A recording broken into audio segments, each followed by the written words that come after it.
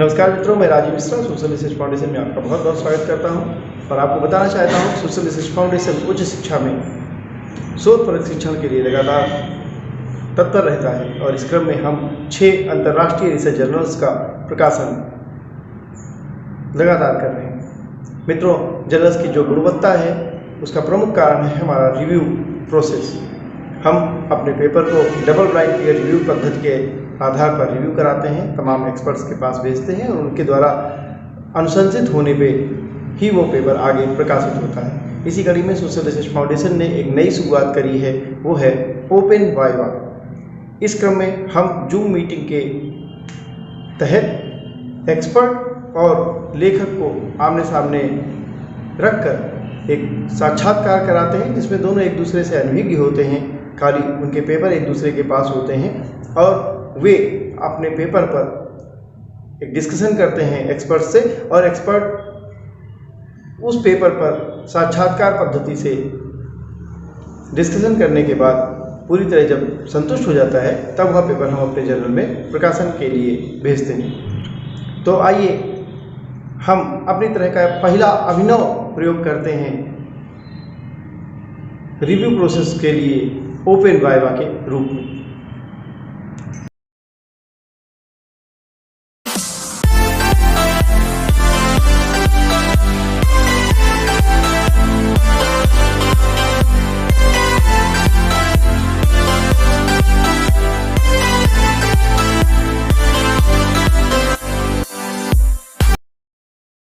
तब तक हम 15000 सर आप हमारे साथ। हेलो हेलो, हाँ मैम, हाँ जी, मैं पेपर अपना आप लोगों का पेपर स्क्रीन पे शेयर कर रही हूँ ताकि आप उसे रीड कर सकें। ठीक है?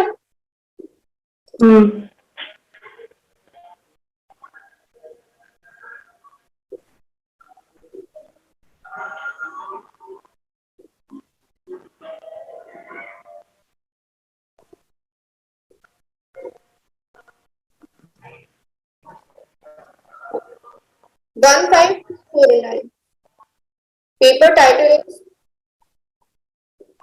रियासतकालीन बोली में प्रचलित वस्त्र कला। मैम आप अपना ओके। करिए।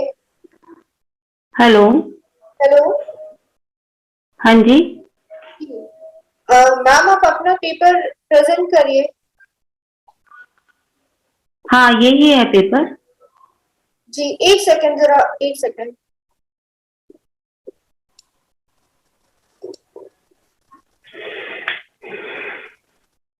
ठीक है, now please present your paper.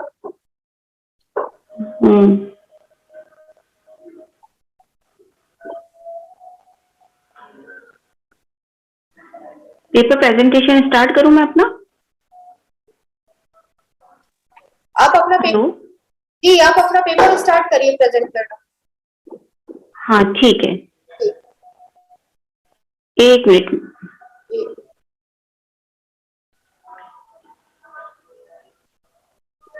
हाँ जी, गुड इवनिंग सर। ये मेरा जो पेपर है वो रियासतकालीन बूंदी पे प्रचलित वस्त्र कला के ऊपर है। इसके पेपर को बनाने का मकसद या रिसर्च करने का मकसद जो मेरा था वो ये था, क्योंकि एक तो जो हमारे वर्तमान समय में जो रोजगार के साधन है ग्रामीण क्षेत्रों के अंदर, वो इस कला के माध्यम से उसका प्रचार किया जा सकता है।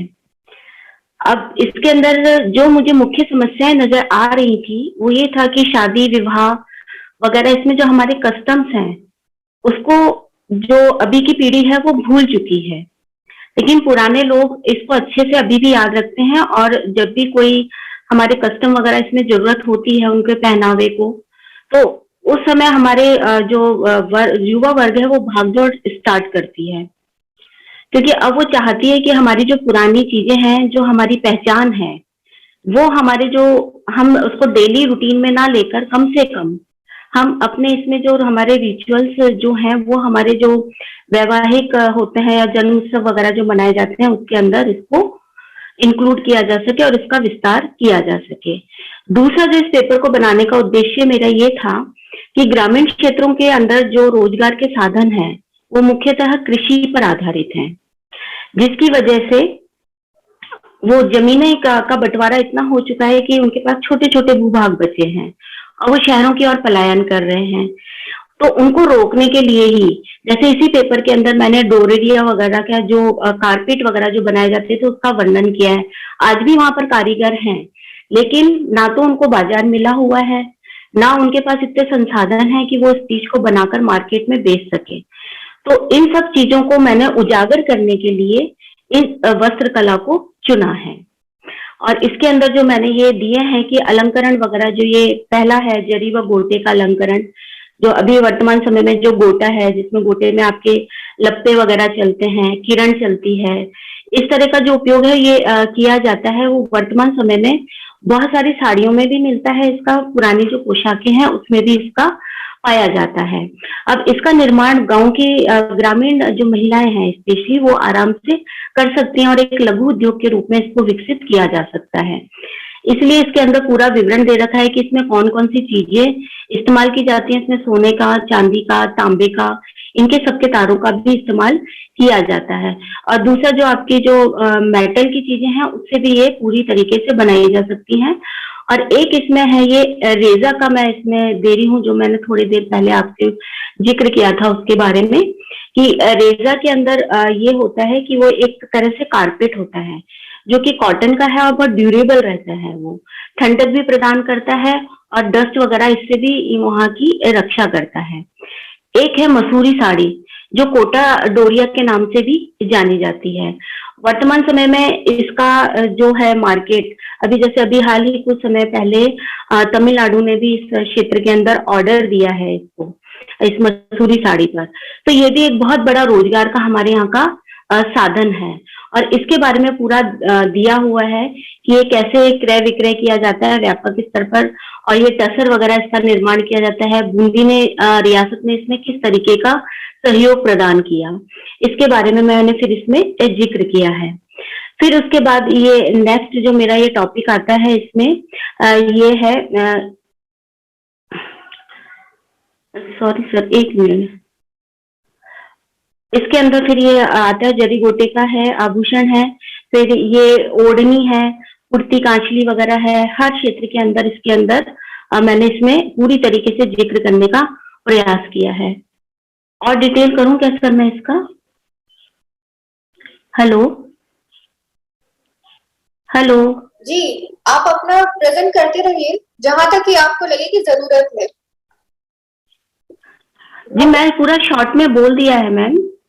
जैसे अब इसके अंदर ये भी है कि जाति के आधार पर भी इसके अंदर पहनावे होते हैं। जैसे यहाँ पे एक गुर्जर जाति यहाँ पे पाई जाती है, तो जो सर पे वो साफा धारण करते हैं, उसके ऊपर एक जाड़िया करके वो बांधते हैं। यानी कि हमारे पुराने टाइम पे जो जाति व्यवस्था थी उसको हम पहनावे से भी उसमें पता कर लेते थे। जैसे उनके धोती बांधने का जो तरीका हुआ करता था, उनके जो कुर्ते हुआ करते थे जिसमें बगलबंदी वगैरह इनका सबका प्रयोग किया जाता था। और आज ये वाली सब चीजें जो हैं, जो इसके अंदर इसमें डिटेल दी गई हैं, जैसे मोठड़ा का बंदेज है, केसरिया है, इस तरह के इसमें प्रिंट के नाम है ये पूरे।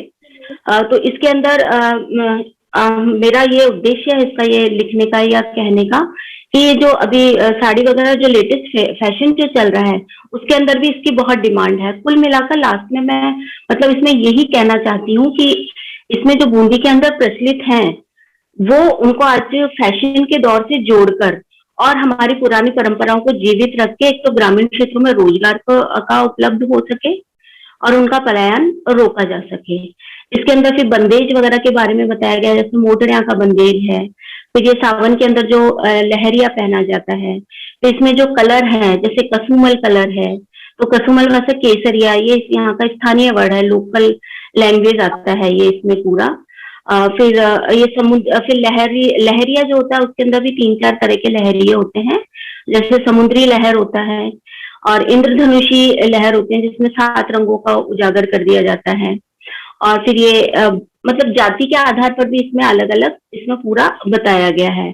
अब इसमें जो स्टिच करने का है वो भी बताया गया है। जैसे इसमें जो लहंगा जो पहना जाता है वो पट्टी के नीचे जो धारण किया जाता था उसके अंदर कलियां होती थी, जिसमें लोकगीत भी है यहाँ पे कि मेरी 64 कली का जो है घाघरा है, और हर प्लेट के अंदर जो है प्लीट्स जो आती हैं उसके अंदर हर किसी में घेर बना हुआ है। ये इस तरह का इसमें पूरा विवरण दिया है। फिर जैसे नागपंथी के सदस्यों के लिए इसमें बताया गया है, रैबारी जो कि अपने भेड़ और ये ऊंट वगैरह का जो पालन करते हैं यहाँ हाड़ौती क्षेत्र में, उसके बारे में बताया गया है कि वो पुरुष जो कपड़े पहनते हैं वो सफेद कलर की, और ये आज वर्तमान समय में भी ये झलकियां दिख जाती है सावन के टाइम पे, जो अपने ये पशुओं को लेकर जंगल की ओर चराने के लिए निकलते हैं, तो ये अभी भी वर्तमान समय में भी इसको ये धारण करते हैं। साफा वगैरह बांधने का है ये। जैसे इसके अंदर ये बैरागी पुरुष जो होते हैं, जो संन्यास ले चुके होते हैं, उनके भी एक प्रतीक बना हुआ है, श्वेत साफा है, और अंगरखी वगैरह पहनते हैं, वो कमीज है, शेरवानी कुर्ता वगैरह ये सब धारण करते हैं। इसके बारे में पूरा डिटेल दिया है। फिर दूसरा इसके अंदर ये है जो कपड़े बनाने वाले जो बुनकर होते हैं, लेकिन उसके जो डिजाइन वगैरह जो ये सब बनाते हैं, वो एक विशेष प्रकार की एक जाति है जिसको छिपा बोला जाता है यहाँ हाड़ौती क्षेत्र के अंदर, जो कि उसके अंदर छापे वगैरह बनाते हैं। और उस छापों के तरह में एक ब्लॉक, छापे से मतलब एक ब्लॉक पेंटिंग होती है, एक लकड़ी का वो बना होता है जिसमें ये फूल होते हैं, पत्ती होते हैं, हाथी घोड़े वृक्ष, या अपने ये महिलाओं का पनिहारी वगैरह का, इनका सबका उसमें चित्र होता है। और इसके अंदर इसमें जो कलर का इस्तेमाल किया जाता है वो ज्यादातर यहाँ पे एक कसुमल, इसमें ये एक कलर जो होता है वो ज्यादातर आजकल तो सिंथेटिक यूज करने लग गए हैं, लेकिन पुराने टाइम पे वो बनाते भी थे। जैसे एक कलर, इसमें जिक्र नहीं है उनके कलर बनाने का, लेकिन मैं आपके मतलब आपके सामने इस चीज को बताना चाहती हूँ। वो ये है, जैसे गौमूत्र से बनाया जाता था, उनके आम के पत्ते उनको खिला के और उसको फिर सुखाया जाता था, और उसके बाद जो नीचे एक येलो कलर बचता था, बहुत अच्छा सा कलर है वो, यहाँ पे बूंदी में अभी भी बनाते हैं बहुत से लोग, उस कलर से भी इसमें छापे रहते हैं, लेकिन वो महंगे बहुत पड़ते हैं, उसमें समय भी बहुत लगता है और इतनी कॉस्ट उनको मिल नहीं पाती, इस वजह से वो इस चीजों को छोड़ते चले जा रहे हैं। जी सर। ठीक है, मैं अपने जो हमारे रिव्यूअर्स सर हैं उनसे चाहूंगी कि आपके जो क्वेश्चंस हो आप अपने क्वेश्चंस मैम से पूछ सकते हैं फॉर दिस पेपर। मैं जी सर आपके जो क्वेश्चंस हो वो आप मैम से पूछ। मैम मैं ये पूछना चाहूंगा कि आपने इस पेपर के अंदर जो संदर्भ जो ग्रंथ डाले हैं, जैसे मैं 2 नंबर। जी एक मिनट सर, मैं उसको देख लूं, 1 मिनट होल्ड करिएगा सर।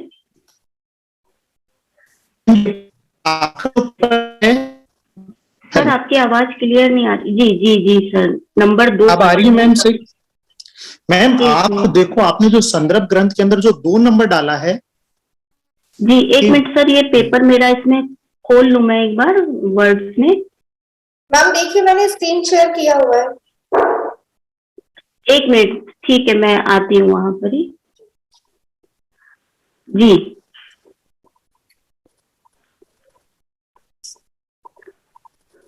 ये स्क्रीन पे दिख रहा है वर्तमान। जी ये हाँ, वर्तमान में ग्रामीण क्षेत्र का यह लोकप्रिय लोकगीत है। जी जी जी सर आप पूछिए, आप क्वेश्चन जो पूछ रहे थे। हेलो। हाँ जी सर। मैम आपने 2 नंबर संदर्भ ग्रंथ में डाला कि यह वर्तमान में ग्रामीण क्षेत्र में यह लोकगीत लोकप्रिय गीत है। जी हाँ, मैं अपना जो टॉपिक है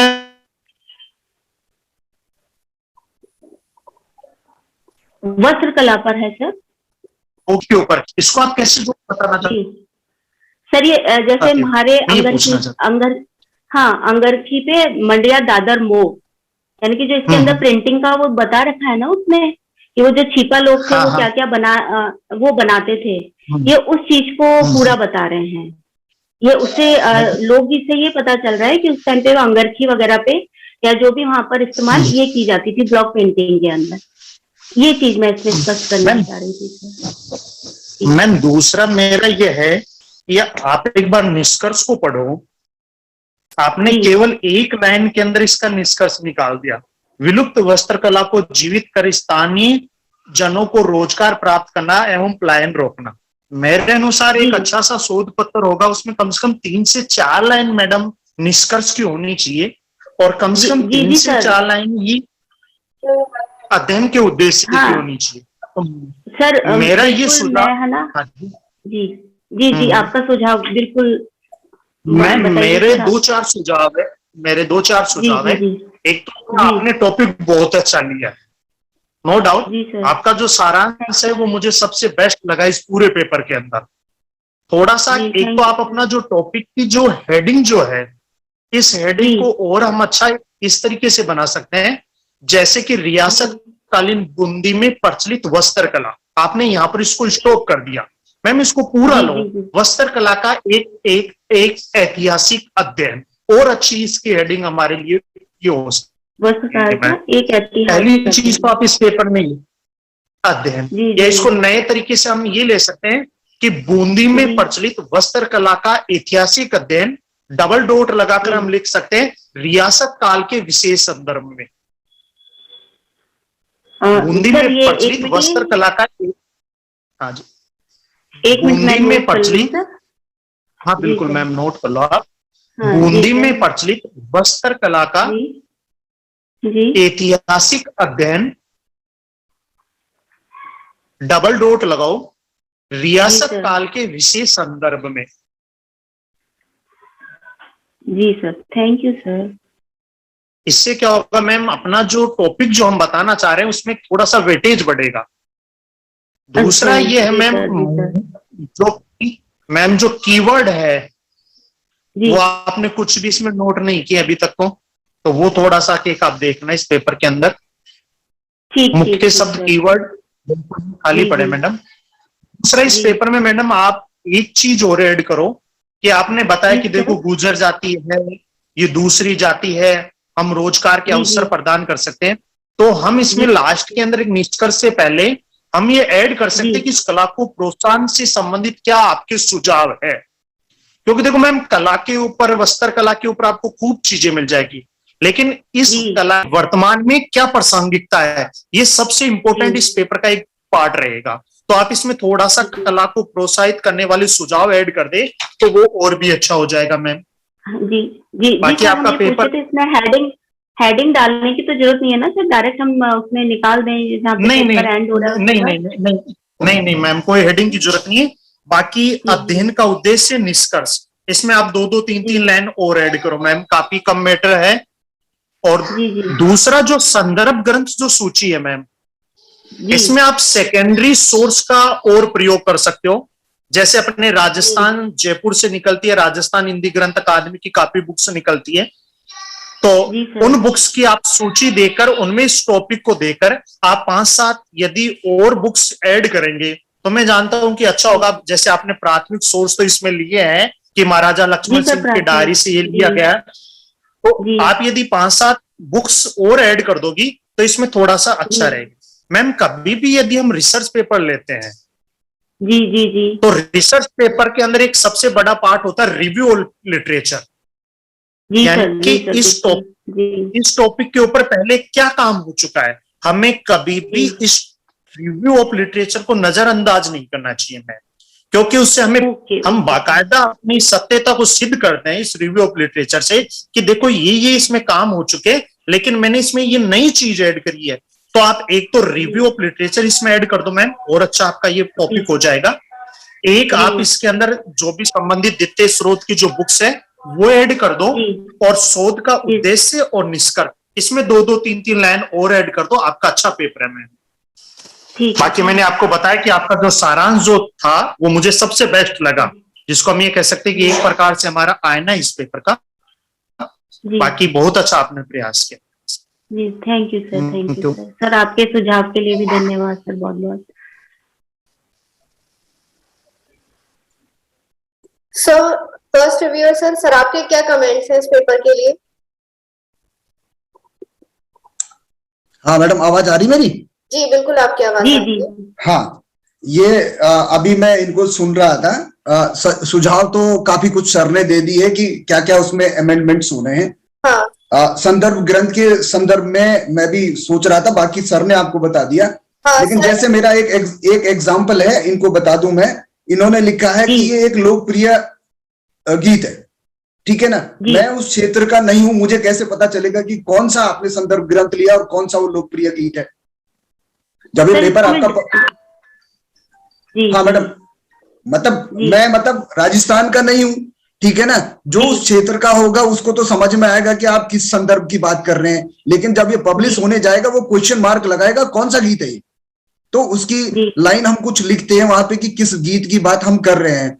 आपके जितने संदर्भ ग्रंथ देख रहा हूं मैं, जैसे महाराजा लक्ष्मण सिंह हांडा की डायरी से, ठीक है मैडम, तो ये कहाँ से मिली और आपका इसके ये प्रिंट रूप में है, किस रूप में है, जब तक ये नहीं होगा तो संदर्भ ग्रंथ जो है इस तरीके का माना नहीं जाता है। तो थोड़ा सा इसको जो है आप ऑथेंटिकेट करिए कि या तो वो डायरी का लिखिए किस दिन की प्रिंट है, ठीक है ना। थोड़ा सा इसमें आपकी सुधार की जरूरत। हाँ सर, हमें आपसे एक बात, जैसे ये डायरी है ना सर, वो उनकी हस्तलिखित है सर, जैसे पुराने जैसे अपन कॉपी वगैरह इसमें लिख देते हैं ना सर, उस तरह से जैसे उन डेली रूटीन के हिसाब से जो लिखा करते थे जी, ये उस तरह की डायरी है सर। हाँ मैडम, तो इसमें जैसे लिख देना महाराजा लक्ष्मण सिंह की डायरी, उसमें कॉमा लिख दिया उन्होंने, किस सन के किसके बीच में लिखा हुआ, तो थोड़ा ऑथेंटिकेट हो जाएगा। संदर्भ ग्रंथ में एक्चुअल में अब जैसे मैं जाऊंगा ना, मान लीजिए आपके पास कोई ये भेजेगा तो वो महाराजा लक्ष्मण सिंह से वाकिफ नहीं है, तो वो कहेंगे कि ये डायरी है भी या नहीं है, ठीक है ना। थोड़ा सा ये जो आपके संदर्भ ग्रंथ है इनकी ऑथेंटिसिटी के लिए आपको इनके आगे कुछ ऐड करना पड़ेगा एक, ठीक है सर। हाँ। Okay sir. दूसरा आपने जो है इसमें जो लिखा हुआ है बूंदी में वस्त्र प्रचलित वस्त्र कला, ठीक है। अगर आप बढ़िया होता और अच्छा होता, इसमें आप एक सेगमेंट देते कि इस क्षेत्र में, बूंदी क्षेत्र में वस्त्र निर्माण की कितनी विधाएं प्रचलित है। आपने डिटेल में तो दे दिया, बट वो एक सेगमेंट होता है, because we are trying to explain प्रचलित वस्त्र कला, ठीक है। वो कौन कौन सी विधाएं हैं वो इसमें आया नहीं, एक सिस्टमेटिक तरीके से उसको आना चाहिए था कि आप जिस हेडिंग पे बात कर रहे थे प्रचलित वस्त्र कला, आपने तो कर दिया कि ये पहनी जाती है, ये यूज होता है, ये यूज होता है। अगर एक सेगमेंट देते आप कि बूंदी में वस्त्र कला की निम्नलिखित विधाएं प्रचलित थी, ये उसका डिस्क्रिप्शन, ये उसका डिस्क्रिप्शन, तो ये पेपर और अच्छा हो सकता था। आपने मैटर तो दिया है पर वो एक साथ कनेक्ट कर दिया है आपने, ठीक है, एक चीज। दूसरी चीज जो है आपने इसमें, क्योंकि ये टूरिज्म से रिलेटेड है, तो टूरिज्म में इसका प्रयोग कैसे हो सकता है, आपने लास्ट में लिखा है कि रोजगार सृजन होगा और पलायन रुकेगा।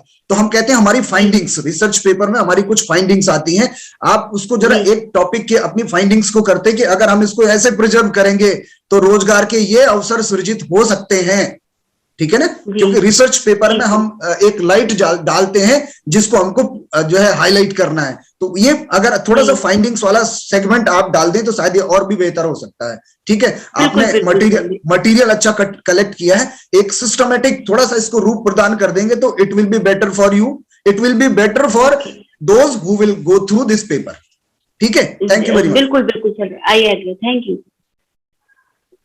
Thank you sir, thank you ma'am. आप लोगों ने बहुत अच्छे कमेंट्स दिए जो उस पेपर को इम्प्रूव करने के लिए काफी जरूरी भी थे। जी मैम, अब आप अपना नेक्स्ट पेपर भी आपको ही प्रेजेंट करना है, मैं उसको स्क्रीन पे शेयर कर रही हूँ, आप उसे प्रेजेंट कर दीजिए, ठीक है। ठीक जी ठीक है, ओके।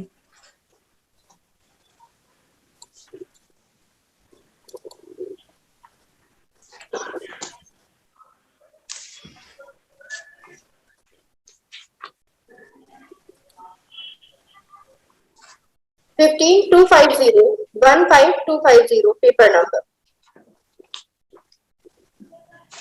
टाइटल इज रियासत कालीन बूंदी की आभूषण व्यवस्था। आभूषण कला जी रियासत कालीन बूंदी की आभूषण कला। जी मैम आप प्रेजेंट करिए, हमारे सारे रिव्यूअर्स सर दोनों ऑन स्क्रीन है और आपको सुन रहे हैं। जी सर, जी मैम। सर, ये जो हमारा दूसरा टॉपिक है जो रियासत कालीन बूंदी की आभूषण कला पर है। अभी राजस्थान के अंदर जो आभूषण वगैरह है ये भी कास्ट के ऊपर ही, कास्ट से ही संबंधित रहती हैं। हर जैसे सोना ताजीम जो इस्तेमाल किया जाता है, यानी कि कुछ लोग ही पैरों में सोना धारण कर सकते हैं। ऐसे इसको कुछ लोग तो अशुभ मानते हैं, लेकिन इसको धारण कर सकते हैं।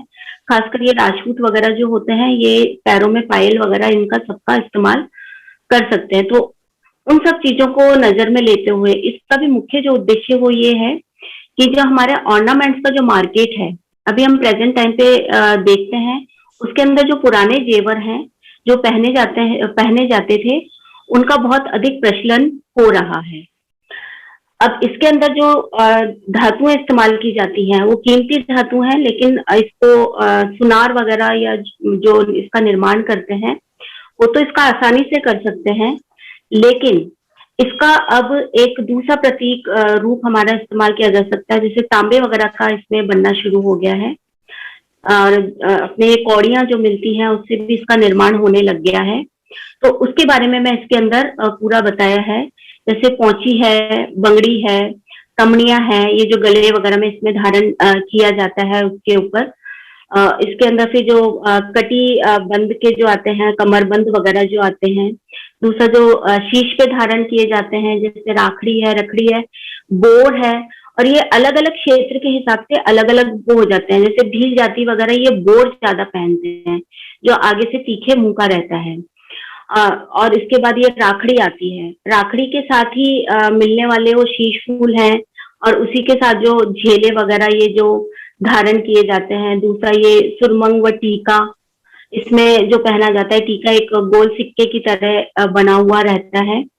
और ये राखड़ी और रखड़ी जो होती है, इसका पूरा इसमें दे रखा है 1 इंच लंबा व वृत्ताकार स्वर्ण आभूषण है। इसके अंदर 1 इंच से कुछ लोग अब इसको छोटा भी बनाने लग गए हैं, और भी छोटा बनाने लगे हैं, क्योंकि ये धातु वगैरह ये बहुत महंगी होती चली जा रही है। और इसके अंदर जो अंदर का पार्ट है, पहले तो ठोस बनाया जाता था, लेकिन अब उसकी फिलिंग की जाने लगी है अलग उसमें। मैडम ये इसको ऊपर करेंगे आप जी। अब इसके अंदर अब ये सबसे पहला इसके अंदर, जैसा कि ये पहले है, प्राइमरी सोर्सेज ही मैंने इसके अंदर लिए हैं, और वो है बूंदी के गढ़ के अंदर चित्रशाला है एक, वो पूरी तरीके से सुरक्षित है।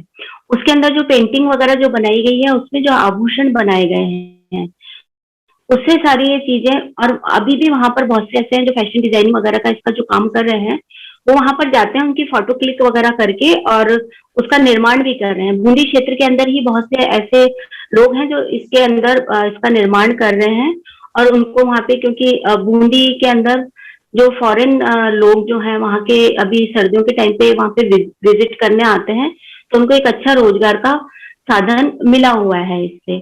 तो मेरा ये इसका उद्देश्य था कि और इसके अंदर क्या क्या चीजें हो सकती हैं, कैसे उसका निर्माण हो सकता है। मेन जो मुख्य है, इसके अंदर जो कीमती धातुओं का जो इस्तेमाल किया जा सकता है, उसका रिप्लेसमेंट किसके द्वारा किया जा सकता है। तो ये वाली चीज मेरे दिमाग में सबसे ज्यादा रही थी। लेकिन इस पेपर को बनाते टाइम मेरा ऐसा, सबसे पहले मैंने वो चीजें जो उस समय प्रचलन में थी, उस पे अधिक अपने आप का नजरिया जो था वो सीमित रखा, और उसके बारे में मैंने इसमें रिसर्च किया। और इसके अंदर दूसरा, उसको किस तरीके से रिप्लेसमेंट किया जा सकता है, उस पर अभी मेरा काम चल रहा है, मैं बातचीत कर रही हूँ। लेकिन जो मैंने इसी पेपर के अंदर जो दिया है, वो मुख्यतः वो गहनों के ऊपर ही दिया है। जैसे शीश का है, फिर गले का है, फिर हाथों का है, हाथों में जैसे है पौची है, बंगड़ी है, हथफूल आते हैं। ये इस तरीके के पूरा विवरण है कि उसमें कौन कौन से मतलब कीमती धातु इस्तेमाल होती है, प्लस जो माणिक और वो जो इस्तेमाल किए जाते हैं महंगे स्टोन वगैरह जो यूज किए जाते हैं, उसके बारे में पूरा इसमें दे रखा है। जी सर। सर इसमें अगर आप कोई सुझाव देना चाहें सर तो। पूरा पेपर दिखा दीजिए थोड़ा सा, और आगे बढ़ा दीजिए बस। हाँ, और आगे।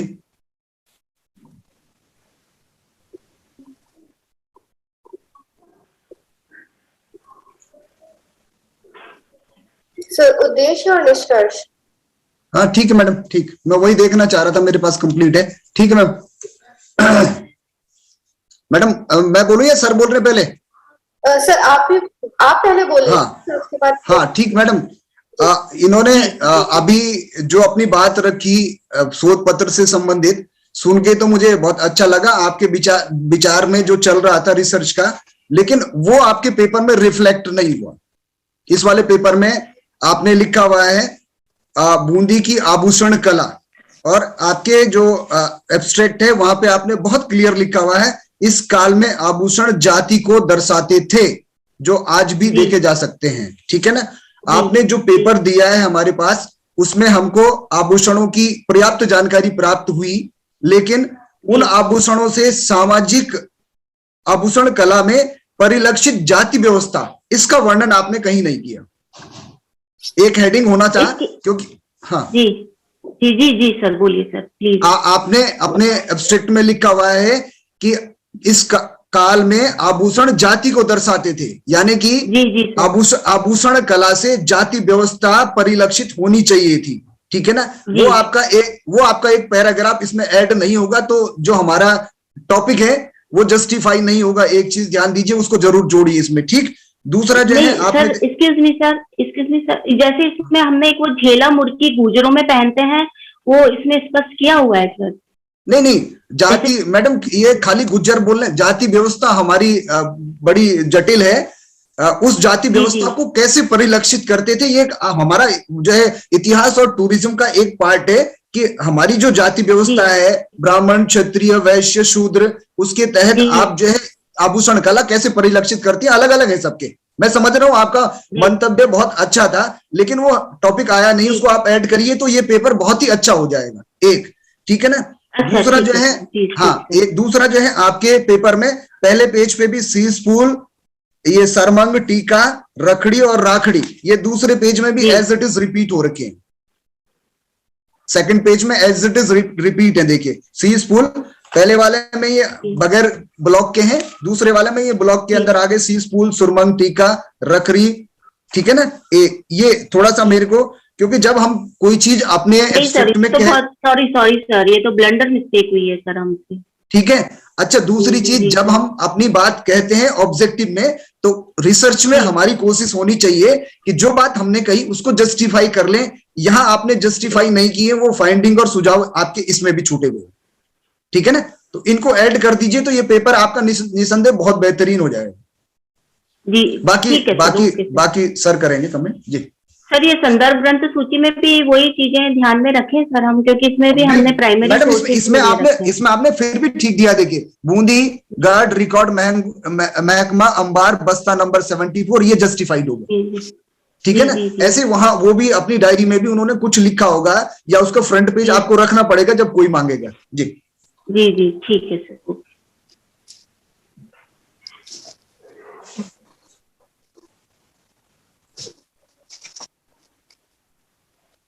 मैम, यदि दोनों पेपर की हम तुलना करें तो ये पेपर आपका और भी अच्छा है उस पेपर की तुलना में। थोड़ा सा एक ध्यान अपने को वही हेडिंग के ऊपर देना पड़ेगा। आपकी हेडिंग एक अधूरी सी हेडिंग लग रही है, उसमें भी आप वो टॉपिक जोड़ सकते हैं, आभूषण कला का एक ऐतिहासिक अध्ययन। तो ये थोड़ा सा आप ये ध्यान दीजिए मैम। दूसरे मैम, इस पेपर में अशुद्धियां बहुत ज्यादा है। जैसे आप शुरुआत में प्रस्तावना के नीचे देखे बूंदी, शीश फल के अंदर भी आपने 3 से 4 से शब्द है। मैंने काफी जगह इसको देखा, आगे फिर बूंदी शब्द है, यानी कि मैंने मीणा लिखा हुआ है, वो भी कई जगह गलत लिखा हुआ है। मैम, वर्ण लिखा हुआ है, वो भी है। यानी कि इसमें ये मैं कह सकता हूं कि मैंने अभी जैसे हल्की नजर से भी देखा तो मुझे कम से कम 8 से 10 ऐसी ब्लंडर इसके अंदर अशुद्धियां मिली। तो थोड़ा सा आप एक अशुद्धि के ऊपर ध्यान दीजिए। बाकी सर ने 5-7 चीजें आपको बताई, वो आप इसमें देखो। मैम, दूसरी चीज, मेरा एक सुझाव इसमें ये होगा, मोस्टली मैं राजस्थान से हूं, जयपुर से हूं। मैं ये जानता हूं कि शीश फल क्या है, टीका क्या है, रखड़ी क्या है, सुरमा क्या है, चूप क्या है, कामणिया क्या है, इन चीजों को मैंने देखा है। लेकिन यदि कोई बाहर का बंदा जो राजस्थान का नहीं होगा, यदि वो इन शब्दों को पढ़ेगा तो वो एक केवल रीडिंग मात्र हो जाएंगे। तो मैं थोड़ी सी गुजारिश ये करूंगा कि हम छोटे छोटे यदि इनके चित्र इसमें लगा दें, जैसे हम हसली का चित्र लगा दे, या अपने यहाँ पर शीश फल सबसे इंपॉर्टेंट होता है, टीका सबसे इंपॉर्टेंट रहता है, रखड़ी सबसे इंपॉर्टेंट है, यदि इनके हम डिजाइन भी इसमें डाल देंगे तो ये पेपर अपने को बहुत काफी अच्छा लगेगा। बाकी सर, उद्देश्य सर, और आपको निष्कर्ष। रोक रहे हैं जी, आप क्षमा चाहती हूँ हाँ सर। जी। मैं आपसे ये पूछी थी, ये मतलब ये अपन संदर्भ में भी डाल सकते हैं सर, जैसे फोटो क्लिक करके अपन उसमें ऐड करना चाहें तो 1 2 3 करके, या नहीं नहीं मैम, या उसका नाम लिख के देखो वो साथ में भी मैं डालें। उसके ऊपर आ रहा हूँ। मैं आ रहा हूँ। जी। अपने को आभूषण की फोटो साथ में डालनी पड़ेगी मैडम, अपने को ठीक, आभूषण की ठीक, फोटो साथ में देनी पड़ेगी मैम। वही उद्देश्य और निष्कर्ष, इसको आपको थोड़ा सा बढ़ाने की जरूरत है। देखिए निष्कर्ष के अंदर भी 2-4 अशुद्धियां हैं, जैसे वैभव पूर्ण शब्द गलत लिखा हुआ है। संदर्भ सूची आपकी बहुत अच्छी है, यहाँ पर आपने काफी प्राथमिक सोर्स का यहाँ पर उल्लेख किया है। लेकिन जैसे आपने 5 नंबर संदर्भ और 22 नंबर संदर्भ हैंडीक्राफ्ट ऑफ राजस्थान, ये बुक्स है मैडम, इस बुक्स का प्रकाशन कब हुआ ये एक आप चीज इसमें ऐड कर दो, और ये बुक्स किस स्थान से निकली है, ये यदि 2 चीज आप इसमें ऐड करोगे तो आपको यानी कि ये पेपर और भी अच्छा लगेगा मैडम, क्योंकि इस बुक का 3-4 जगह उल्लेख हुआ है, तो ये आप कर सकते हो। एक रिव्यू ऑफ लिटरेचर का इसमें भी अभाव है मैडम, रिव्यू ऑफ लिटरेचर इसमें भी आप ऐड कर दो। साथ के साथ जैसे चित्रशाला ढोरा मारू, ये चित्र आपको कहां से मिला, इसके बारे में भी आप यदि आगे कोष्टक डालकर यदि लिख सकते हो। जैसे रानी के महल में अंकित चित्र, ये रानी के महल का जो चित्र है ये कौन से स्थान से हमें मिला है, यदि आप इसमें 4-5 सर आप अपने कमेंट्स फिर से आप कंटिन्यू कर सकते हैं फिर सजेशंस को।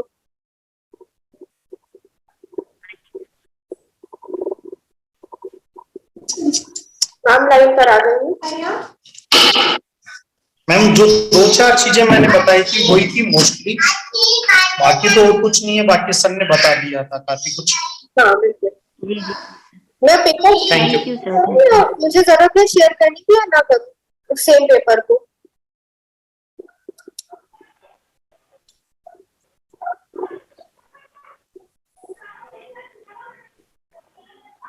हेलो, मुझे सुन पा रही है? हेलो, हेलो, हाँ मैम आवाज आ रही है आपको? हाँ हाँ अब आ रही है मैम। हाँ तो सर ने आपको कमेंट्स बताए, आपके दोनों पेपर्स पे सजेशंस दिए गए हैं और दोनों पेपर्स के सजेशंस बहुत जस्टिफाइड है अपने आप में। आप उन्हें कर देंगे तो नो डाउट आपका पेपर इम्प्रूव हो जाएगा। हाँ हाँ बिल्कुल। तो आप वो करेक्शंस करके हमें वापस से पेपर भेज दीजिए अपना रिवाइज्ड पेपर, ताकि वो आगे फिर से मतलब ऊपर लिखना तो कुछ नहीं है ना, रिवाइज पेपर नया पूरा बना के फिर मैं भेज देती हूँ आपको दोबारा। आपको मैंने फाइल शेयर कराई होगी ये प्रूफ रीडिंग के लिए, उसमें आप कमेंट्स में लगा के भेज दीजिए। ये सारे जितने करेक्शंस आपको सजेस्ट किए गए हैं वो आप उसी फाइल में कमेंट्स में भेज दीजिएगा। ठीक है सर। ठीक है, वो स्टाफ आपको बात कर लेगा कि आप किस तरह से अपने कमेंट्स, अगर आपको कोई दिक्कत आती है तो हम असिस्ट कर देंगे कि आप कैसे कमेंट्स वहां पर अपने करेक्शंस कर सकते हैं। ठीक है मैम, थैंक यू। आपका पेपर पेपर्स को प्रोसेस करते हैं। Thank you for coming. Thank you आप लोगों के वैल्यूएबल कमेंट।